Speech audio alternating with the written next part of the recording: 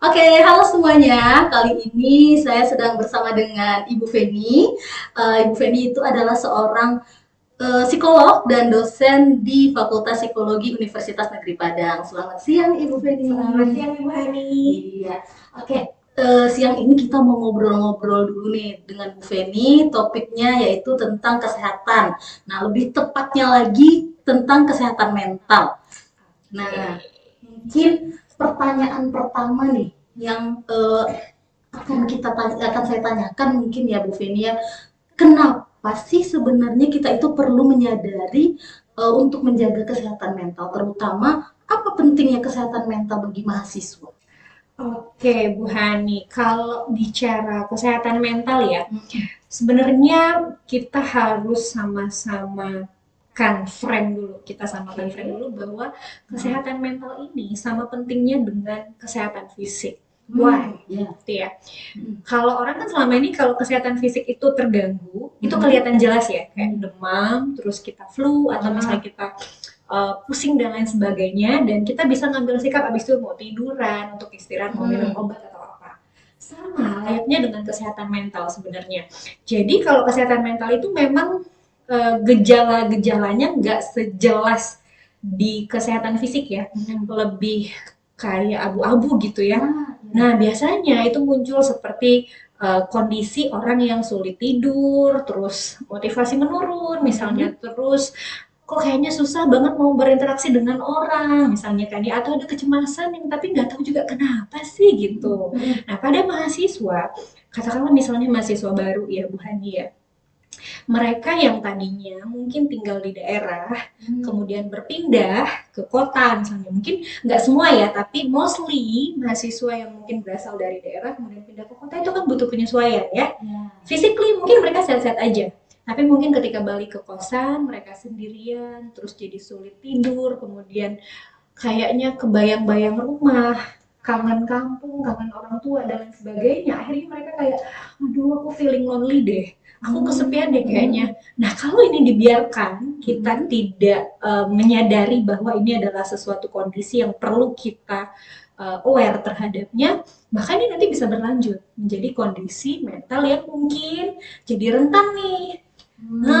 Jadi rentan misalnya, kok jadi sedih berkelanjutan ya aku ya gitu misalnya, atau misalnya kok aku jadi nggak bisa membangun eh, pertemanan ya gitu Bu Hani. Oh, jadi dari hal yang kita anggap biasa ya, pertama mungkin ngerasa kesepian, rasa sedih, sampai bisa berpengaruh ke hal-hal yang lebih luas, ke pertemanan, nantinya mungkin di ketika kuliah kan itu ya interaksi sama teman, sama guru juga. Jadi kalau misalnya merasa sudah tidak nyaman gitu ya Bu Feni ya, eh, apakah itu yang disebut dengan kesehatan mental atau bagaimana? Ya, sebenarnya bukan melulu sedih, nggak nyaman, itu kesehatan mentalnya terganggu, enggak. Karena memang sebenarnya kecemasan pun ada batas wajarnya. Ketika seseorang itu sedih, cemas, senang, semua emosi positif ataupun negatif ketika ada di ambang yang wajar, ya itu oke. Namanya kita manusia merasakan dinamika emosi. Tapi ketika perasaan atau emosi negatif itu tadi berkelanjutan dan sampai mengganggu aktivitas sehari-hari si mahasiswa ini gitu ya, dia jadi sulit untuk bergaul, dia jadi sulit untuk produktif. Nah ini nih bisa kita coba mulai melihat, oh kayaknya ini udah red flag nih, kayak aku butuh deh sharing minimal gitu ya, sharing ke teman gitu, kayaknya aku lagi nggak oke deh, nah misalnya begitu. Oke, berarti kita ambil highlightnya tadi, kalau sudah sangat mengganggu ya sampai di kehidupan, berarti Iya, betul. bukan hanya sekedar mungkin biasanya kita merasa tidak nyaman biasa saja, tapi kalau itu sudah berdampak dan sudah mengganggu di kehidupan sehari-hari. Oke. Lalu menurut Ibu Feni nih, sejauh mana sih dari pengamatan Ibu Feni sendiri ya, dan berdasarkan hasil penelitian ini, bagaimana gambaran umum kondisi kesehatan mental mahasiswa yang ada di Indonesia ini? Di Indonesia ya. Banyak survei memang Bu Hani yang menyajikan ternyata kondisi mental mahasiswa itu memang banyak yang mengalami gejala depresi, stres akademik ya terutama. Kemudian juga ada banyak berbagai beban lainnya yang manifestasinya adalah mahasiswa ini menjadi tidak produktif atau tidak optimal performa akademiknya. Nah, ini kenapa bisa terjadi? Mungkin saja misalnya ada mahasiswa yang menunda-nunda tugas, lama-lama numpuk tuh. Numpuk, lalu ketika deadline terus numpuk banyak kan kita jadi stres sendiri juga ya, gitu ya Bu Hani ya. Sehingga kondisi ini membuat orang bisa mengarah pada kondisi stres. Kemudian dia jadi sulit, ya dampaknya panjang ya kalau kita udah stres itu ya. Bisa sulit manajemen waktu, manajemen diri, sampai ke regulasi emosi dan lain sebagainya. Tapi di sisi lain, nggak melulu buruk kok. Banyak juga data yang menunjukkan ternyata banyak loh mahasiswa yang punya daya juang yang baik. Misalnya, mungkin secara jarak dari kampus ke kampung halaman mungkin jauh gitu ya, anak rantau misalnya, tapi ternyata mereka tetap bisa tangguh aja gitu, tetap bisa beradaptasi dengan baik gitu ya. Pun ketika mereka menghadapi permasalahan atau dinamika selama perkuliahan, mereka bisa survive. Nah, mungkin saja ada faktor dukungan sosial yang dia punya. Misalnya ada support dari sahabatnya, ada support orang tua yang konsisten misalnya. Nah, jadi kalau bicara tentang apa ya kondisi by data gitu sebenarnya ya beragam ya Bu Hani ya. Ada yang memang rentan, ada juga yang ternyata oh oke nih kondisi mentalnya gitu. Oke, tadi ada yang walaupun ada mahasiswa yang merasa misalnya kayak tadi jauh dari orang tua, mahasiswa perantauan, kalau dia punya daya juang yang bagus ya Bu Feni ya, itu berarti bisa jadi sebagai pelindung, penopang dia untuk menjaga kesehatan mentalnya. Tapi gimana dengan resiko yang akan dihadapi ketika ada mahasiswa yang tidak mampu mengatasi situasi stres, kecemasan, atau bahkan mungkin ya biasa karena ada banyak tugas kali ya, atau nah khususnya mungkin entah nanti ketika di semester akhir dia menghadapi skripsi bersama dosennya, nah itu kan tekanannya banyak ya, sampai mungkin mengarah ke depresi. Kira-kira apa sih faktor resikonya yang biasanya paling sering memicu hal tersebut? Ya, kalau kita bicara faktor resiko, Bu Hani sebenarnya itu ada banyak banget ya. Misalnya kayak tadi mahasiswa perantauan itu resikonya lebih besar ya dibanding bukan mahasiswa rantau, atau misalnya tugas-tugas yang memang tadi deadline-nya banyak banget dan itu mengganggu kemampuan mahasiswa untuk bisa meregulasi waktunya dan seterusnya. Tapi sebelum kita bicara faktor resiko, kita juga harus memahami bahwa ternyata ada loh faktor pendukungnya, faktor protektif ya kita kenalnya. Kalau seandainya mahasiswa ini tahu dan sadar bahwa aku kan di sini nggak sendirian, aku kan punya teman, aku kan punya saudara atau punya orang tua gitu ya. Ada dosen loh di sini, ada kakak tingkat loh di sini, sehingga berbagai resiko atau dampak-dampak negatif yang tadi kita sebutkan yang mungkin saja bisa mengarahkan mahasiswa ini pada kondisi negatif ya. Ini ketika dia menyadari, oh ternyata ini aku bisa loh mengkomunikasikan misalnya kepada orang tua ya atau kepada teman yang terdekat, kalau misalnya dia ngekos gitu ya ya kepada teman gitu kan ya, atau teman, apakah teman kos atau teman di kelasnya dan seterusnya. Atau bahkan juga kalau kita sebagai dosen ya Bu Hani ya, kita ada juga ya dosen pembimbing akademik ya kan, itu kalau kita ibaratkan dosen pembimbing akademik itu kan pengganti orang tuanya mahasiswa ya. Nah itu sebenarnya sangat bisa diberdayakan oleh mahasiswa untuk sebagai faktor protektif untuk kesehatan mentalnya. Jadi sebenarnya ketika bicara faktor resiko dan faktor protektif ini benar-benar kita harus pahami kedua-duanya. Ketika memang kita merasa ada kondisi-kondisi rentan, maka kita harus menyadari, oh kayaknya aku punya tameng ini deh, gitu. Oke. Ini membuka wawasan lagi ya, mungkin ada orang yang sulit cerita. Tadi kan Bu Feni bilang kita bisa ada cerita ke orang tua, bisa ada cerita ke teman, tapi terkadang nah kita itu sulit menemukan seseorang yang bisa kita percayai. Nah, saya ingin tahu nih pandangan Bu Feni, bagaimana sebenarnya kita itu bisa mempercayai atau orang lain untuk bercerita, dan bagaimana kita menjadi teman yang aware atau mau mendengarkan dan lebih peduli Nah, terhadap kondisi mental orang lain. iya, pertanyaannya bagus banget Bu Hani. Jadi memang nggak semua orang ya punya kapabilitas atau punya kemampuan atau mudah untuk bisa sharing nih. Apalagi hal-hal yang personal ya. Iya. Dia lagi nggak oke terus sharing sama teman itu kayaknya nggak semuanya gampang deh. Ada orang-orang yang kalau di psikologi kita mengenal istilah introvert, ada extrovert ya. Nah, memang ada orang-orang yang bisa mengungkapkan, tapi ada juga orang-orang yang kayak aku nggak bisa deh. Aku nggak bisa kalau mau cerita sama orang tuh aku kayak nge-freeze gitu. Aku nggak keluar gitu. Nah, kita bisa menggunakan cara lain. Misalnya dengan journaling, menuliskan. Nah, kita nulis kalau zaman dulu ya, zaman kita ya Bu Hani ya. Zaman-zaman SD tuh saya masih ingat ketika ada lagi galau gitu ya, atau misalnya lagi perasaannya lagi nggak enak atau sedih ataupun seneng gitu ya, suka tuh nulis dear diary gitu kan, nulis tuh. Nah, begitu juga ini sebenarnya bisa ya kalau dalam bagian terapi psikologi kan itu ada istilahnya journaling ya. Nah, ketika seseorang menyadari bahwa aku susah nih buat sharing sama orang lain, aku susah deh kayaknya mencari orang yang bisa aku percaya, nah bisa ini dimanfaatkan. Atau kita sebagai individu juga harus menyadari kayaknya kita harus punya mindset bahwa meskipun aku bukan orang yang gampang untuk sharing, tapi nggak ada salahnya aku coba. Nah, biasanya kalau kita sudah mulai mencoba, minimal ke teman gitu.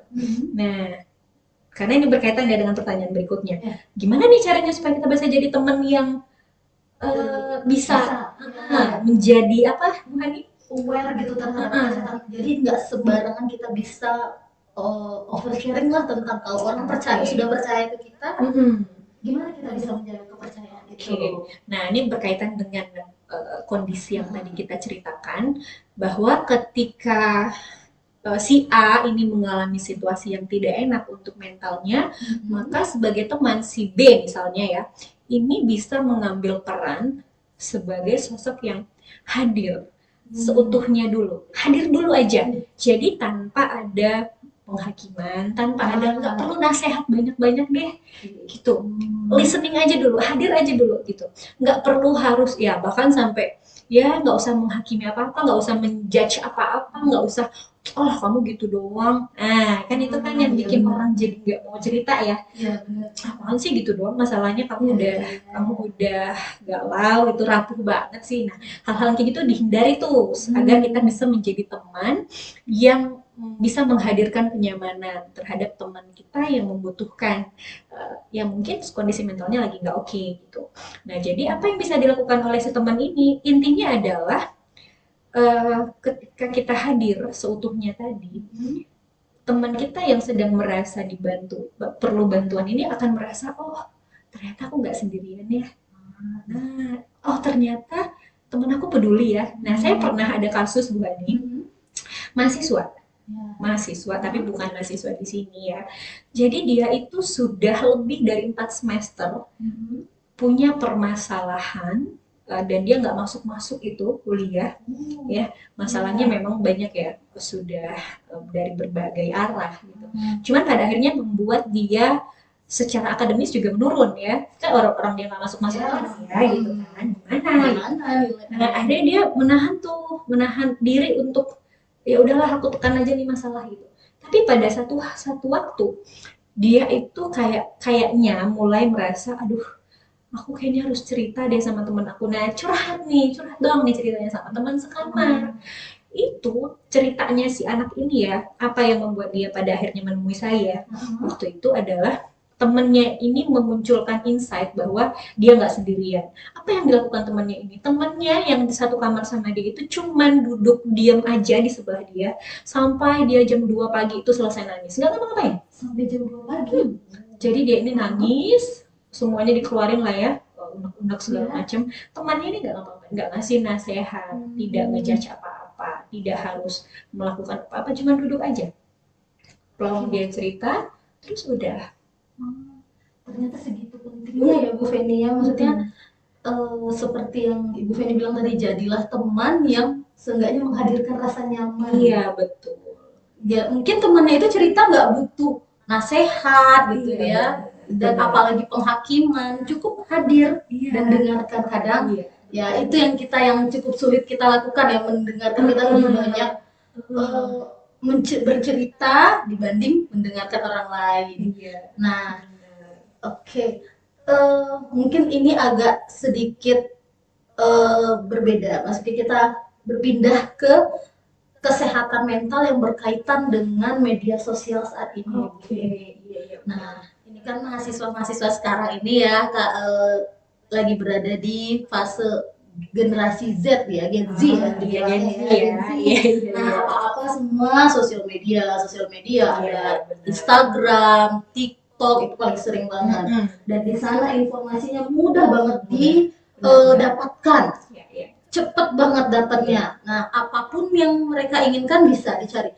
Nah, gimana ya menurut Bu Feni? Kadang dengan banyaknya informasi tersebut, ah, mereka ketika mengalami sesuatu hal, mereka bertanya ke TikTok. Oke. Nah, ya kan? Iya, iya, Atau iya. bertanyanya atau menjadikan video TikTok itu sebagai panutan. Oke. Sehingga ada diagnosa tersendiri, sepertinya aku mengalami gangguan mental, aku bipolar, aku Oke. apa. Nah, menurut Bu Feni itu bagaimana? Self Boleh, iya, boleh nggak sih itu dilakukan gitu? self diagnose ya, Bu? Iya, benar. Oke, ini teman-teman mahasiswa, tolong dengarkan karena kalian juga adalah Gen Z ya. Oke, satu hal saya sangat appreciate ya dan sangat bersyukur kenapa Gen Z itu adalah memang generasi yang sangat dekat dengan teknologi. Kalau dibandingin kita nih Bu Hadi ya, itu canggih-canggih banget Bu Hani. Mahasiswa kita itu kalau nge-produce video pembelajaran atau apa, ada tugas apa itu keren-keren banget gitu. Keren banget. Kayak kalau saya mikir, ini gimana caranya sih? Kok saya nggak bisa gitu ya. Nah, jadi positif sebenarnya ketika kita dekat dengan teknologi. Nah, kali ini kan bicara tentang media sosial ya. Oke, kita juga main media sosial ya Bu Hani ya, tapi kayaknya porsinya beda ya. Beda. Dibanding Iya. dengan teman-teman yang Gen Z. Nah, dari Bu Hani sampaikan tadi bahwa banyak loh Bu Fen ternyata anak-anak Gen Z ini sampai pada tahap yang self diagnose loh. Nah, ini sebenarnya boleh apa enggak? Tentu tidak ya Bu Hani. Karena apa? Sebenarnya untuk diagnosa kondisi, terutama kondisi kesehatan mental ya, itu tidak boleh dilakukan secara tidak mengikuti prosedur dari profesional. Jadi memang itu harus berdasarkan asesmen ahli dulu, lalu nanti ada lanjutannya, apakah itu pemeriksaan lanjutan dan lain sebagainya gitu ya. Nah, nanti ketika ada memang dikonfirmasi ada gejala-gejala tertentu, misalnya bipolar gitu ya, dan itu ada kriterianya ya, nah baru tuh boleh seseorang kalau memang sudah menerima dari profesional ya mungkin dia menerima diagnosa itu ya sesuai jalurnya. Tapi kalau hanya lihat dari TikTok, terus lihat tuh di TikTok bipolar, gejala, tidak bisa tidur gitu ya, terus nggak bisa makan gitu-gitu ya. Nah, mood swing dan lain sebagainya gitu. Kayaknya gue banget nih. Nah, jangan-jangan aku bipolar kali ya. Oh iya nih kayaknya aku bipolar. Nah, itu tuh akhirnya mendiagnosa diri sendiri bahwa dia punya gangguan bipolar. Nah, ini nih bahaya. Nah, jadi intinya Bu Hani, media sosial itu sebenarnya bagus ya. Bahkan ini positifnya yang saya lihat, makin kesini generasi itu semakin aware dengan kesehatan mental. Karena mungkin mereka punya curiosity yang tinggi ya terhadap kesehatan mental gitu, mereka peduli isu ini isu itu gitu. Itu positif banget loh Bu Hani, karena kalau dibandingkan kita dulu kayaknya ya ngomongin kesehatan mental itu kayaknya nggak seberapa deh. Bahkan mungkin dulu paradigmanya adalah kesehatan mental itu bukan sesuatu yang apa ya, bukan Kesehatan sesuatu yang mental itu berkaitan seperti orang yang dengan gangguan jiwa gitu kan ya. Nah, tapi kan makin kesini tuh bergeser ya Bu Hani. Itu positif. Cuman tantangannya adalah kalau tidak disertai dengan literasi kita untuk memahami dan menimbang ya, kalau dalam istilah sehari-hari itu filter ya, memfilter informasi gitu ya, itu nggak bisa ditelan mentah-mentah. Jadi itu sih Bu Hani, jadi butuh kebijaksanaan. Oke, berarti kita tidak bisa langsung mendiagnosa berdasarkan ciri-ciri yang ada kita lihat di TikTok, kita searching di Google atau dan lain sebagainya. Dan sebaiknya kita harus minta bantuan profesional. Tapi terkadang Bu Feni ada stigma-stigma tertentu nih kalau kita datang ke psikolog. Ada yang stigma, maksudnya yang membuat mereka tuh jadi ragu. untuk datang. Kira-kira gimana ya untuk dapat mengurangi stigma negatif tersebut? Iya, betul. Itu sebenarnya terkait dengan stigma itu masih ya, Bu Iya. Hani, ya. Karena orang merasa atau menilai bahwa ke psikolog itu kayaknya punya gangguan mental deh, gitu ya. Ke psikolog itu orang yang punya gangguan jiwa deh. Padahal itu tidak. Ini sebenarnya PR kita untuk mengedukasi ya, di satu sisi gitu ya.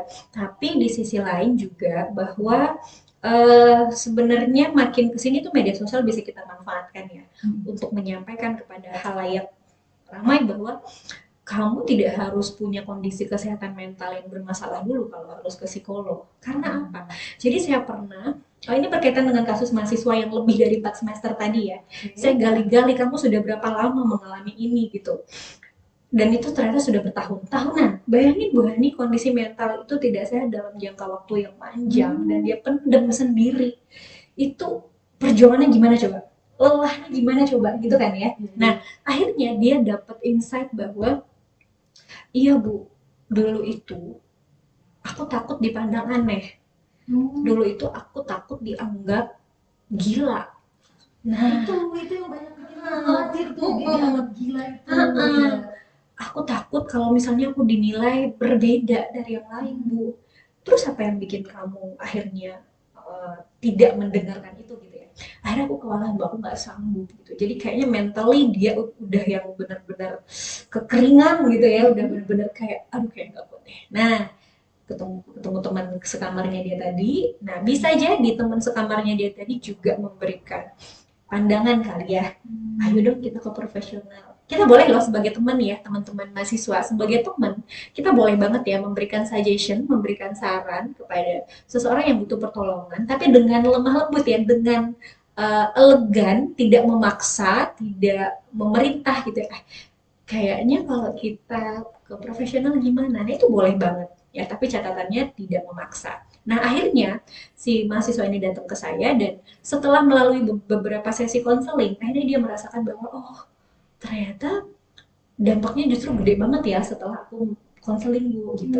Akhirnya dia bisa menjadi lebih produktif, dia bisa menjadi lebih tahu akan ngapain setelah ini gitu. Bahkan dia juga mulai punya goal settingnya ke depan harus seperti apa. Dia sudah semakin terarah. Dan pada akhirnya dampak secara keseluruhannya karena sebagai mahasiswa ya Bu Hani ya, itu performa akademiknya meningkat. Dari yang sebelumnya 4 semester itu IPK-nya aur-auran ya, itu setelah dia selesai sesi gitu ya, ya bertahap dia penyesuaian, pengembalian semua secara emosional, ya semuanya ya, itu IP-nya mulai tuh. Bahkan waktu itu saya ingat dia bilang, dia sempat WA ya, Bu, semester ini IP aku 3,2 loh Bu gitu. Aku kayak, wah gitu, ternyata dampaknya sesignifikan itu gitu. Jadi artinya pesannya teman-teman, kita tidak perlu merasa bahwa ke psikolog ataupun ke psikiater itu adalah sesuatu aib. No, big no, itu nggak ada lagi sekarang. Ya. Bahkan sekarang itu ya Bu Hani, kalau kita mau ngobrolin secara luas, orang-orang aja mau punya mau memasukkan anak sekolah ketemu psikolog, mau nikah juga ketemu psikolog, ya. Jadi sekarang itu nggak harus nunggu mentalnya bermasalah dulu baru ke profesional, nggak usah. Jadi semua kondisi itu sebenarnya psikolog itu bukan menangani orang yang sakit jiwa saja, tapi mungkin nanti akan membantu, mungkin mengarahkan kalau ada orang yang kayak kebingungan, misalnya penjurusan juga bahkan sekarang ada penjurusan kuliah, gitu kan ya, itu juga ada sesinya gitu. Oke, jadi ternyata psikolog itu tidak semenakutkan itu ya Bu Feni ya. Mana-mana di semua kehidupan kita sekarang ini ya lah normal-normal saja. Masuk sekolah ketemu psikolog tadi, mau tahu bakat kita di mana datang ke psikolog. Apalagi ini di kampus besar seperti UNP. Nah, kira-kira nih Bu Feni, ada nggak ya tempat di mana kalau misalnya memang mahasiswa kita ini mengalami ketidaknyamanan mungkin di dalam dirinya ketika dan itu sudah mengganggu, mungkin dia sudah ya kalau sudah sampai merasa terganggu ya dalam hal kehidupannya. Nah, di UNP ini kemana ya kira-kira bisa kita meminta bantuan? Oke, ada dong Bu Hani. Jadi teman-teman mahasiswa, menjawab pertanyaan Bu Hani tadi, kemana nih Bu kita bisa mencari bantuan profesional kalau di UNP gitu ya Bu Hani? Di psikologi ada, di psikologi itu namanya adalah UPT Psikologi ya, Unit Psikologi Terapan Psikologi, itu ada di Fakultas Psikologi dan Kesehatan. Nanti boleh searching itu di internet, ada kontaknya kok. Kemudian di jurusan bimbingan konseling juga ada, namanya adalah layanan bimbingan konseling dan disabilitas. Jadi boleh juga teman-teman silahkan cari bantuan ke sana. Ada juga LP3 SP ya, LP3S. Eh, oh di kalau nggak salah di MyUNP itu lapor Lapor ini ya. selain masalah psikologis mungkin juga ada di kalau kalian mengalami pelecehan seksual. Oh iya, itu juga di MyUNP itu semua mahasiswa punya ya, Bu Hani ya. Itu ada banyak fitur yang bisa dimanfaatkan juga oleh manusia. Oleh mahasiswa. Salah satunya bisa melaporkan misalnya mengalami kekerasan atau pelecehan atau misalnya tindakan-tindakan yang tidak mengenakan. Itu ada pelaporannya di apa namanya, Bu Hani? PPKS apa ya? Iya, PPKS ya. Jadi itu boleh kalian lihat. Itu bisa diakses. Jadi ada beberapa alternatif ya teman-teman mahasiswa ya. Begitu Bu Hani. Oke, mungkin demikian bincang-bincang kita di siang hari ini. Banyak sekali mungkin ilmu yang sudah kita dapatkan berdasarkan dari sharing sama Bu Feni tadi. Terima kasih banyak Bu Feni. Iya, sama-sama. Oke, semoga bermanfaat ya untuk teman-teman lainnya yang mendengarkan. Oke, kalau gitu sampai jumpa. Sampai jumpa di podcast berikutnya. Assalamualaikum.